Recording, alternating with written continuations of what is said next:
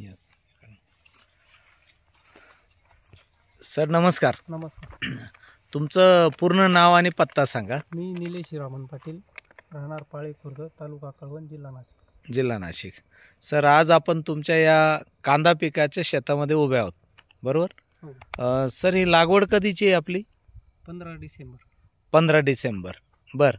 आणि या कांदा पिकाला आपण धन्वंतरी कंपनीचं कुठलं प्रोडक्ट वापरलं आहे? RPS 76 ग्रॅन्युअल्स आणि RPS 76 लिक्विड. अच्छा. तर सुरुवातीला आपण याला रोप प्रक्रिया केली होती का? हो. हां, म्हणजे आपण RPS 76 आणि मायकोरिच याच्यानी साहाय्याने पहिले बीज प्रक्रिया करून रोप तयार करून घेतलं. आणि रोप तयार केल्यानंतर साधारणतः काही दिवसांपूर्वी तुम्ही म्हटले की आता त्याला एक स्प्रे झाला आहे. हो. आणि आपलं ग्रॅन्युल पण टाकलं आहे, हो. बरोबर? तर सर काय फरक वाटतोय तुम्हाला आपल्या कांद्यामध्ये आणि इतर ज्यांनी काही हे प्रोडक्ट वापरलेलं नाही त्या कांद्यामध्ये काय फरक वाटतोय? याच्यात हिरवापणा जास्त आलेला आहे. हां. पातीचं प्रमाण चांगलं दिसतंय. पात हिरवीगार दिसते, ग्रोथ पण चांगला वाटतोय आणि पूर्ण प्लॉट इथून तिथून हिरवागार वाटतोय, बरोबर? हो. अच्छा. सर कांद्याचे जे रोप होतं त्या रोपाच्या मुळांमध्ये काही दिसतं का तुम्हाला फरक? मुळा वगैरे जास्त होता वगैरे? पांढरी मुळी वाढलेलीच होती आपण बीज प्रक्रिया केल्यामुळे. अच्छा. आणि आता पण फरक जाणवला त्याला. येस.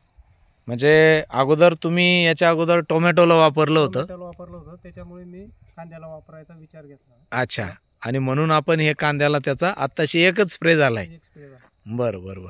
एकंदरीत या धन्वंतरीच्या प्रोडक्ट बद्दल तुम्ही समाधानी आहात? मग एक नंबर रिझल्ट आहे. आता हे गणेश भाऊ सर नमस्कार. सर काय सांगाल या रिझल्ट बद्दल? प्लॉटला एकदम रिझल्ट 100% आलेला आहे. Number 1 result. शेजारी एक प्लॉट आहे आणि हा प्लॉट आहे.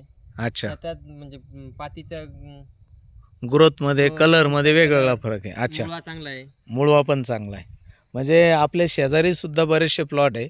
आपला तो एक प्लॉट आहे त्याला वापरलेलं नाही ते पाहून. अच्छा. आपला म्हणजे तुमचाच याच प्लॉटच्या शेजारी या प्लॉटला जे वापरलंय ना त्या प्लॉटला जे वापरलंय ना त्याला वापरलेलं नाही. रोगाला जो बळी पडलाय ना ते सुद्धा फरक जाणवतो. अच्छा. आहे का तो इथं जवळच आहे का? बघता येईल का आपल्याला? चला मग आपण बघूया त्या प्लॉट मध्ये. हा असं बघा शेतकरी मित्रांनो, हा जो काही प्लॉट आपण बघतोय तर या प्लॉटला धन्वंतरी कंपनीचं RPS 76 याचा एक स्प्रे झाला आहे. सुरुवातीला रोप टाकण्या अगोदर याची बीज प्रक्रियासुद्धा RPS 76 आणि सॉईल गार्ड तर मायकोरिच याचंसुद्धा आपण त्या ठिकाणी वापर केलेला आहे. आणि त्यानंतर याला आपलं ग्रॅन्युलसुद्धा वापरलेलं आहे. RPS 76चं जे ग्रॅन्युल असतं हे आपण या ठिकाणी बघू शकतो की जे काही ग्रॅन्युल फॉर्ममध्ये आपली बॅग आहे ती या ठिकाणी निलेश सरांनी पूर्ण याला प्लॉटला वापरलेली आहे.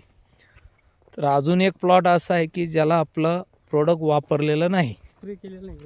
स्प्रे नाही केलेला पण ग्रॅन्युल मात्र त्याला वापरलेलं आहे. अच्छा.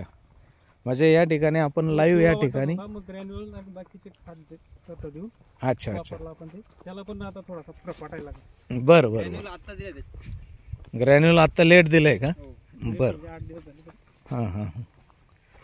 तर आपण या ठिकाणी बघूया की स्प्रे न करणार का न झालेला प्लॉट आपल्याला कसं दिसतंय.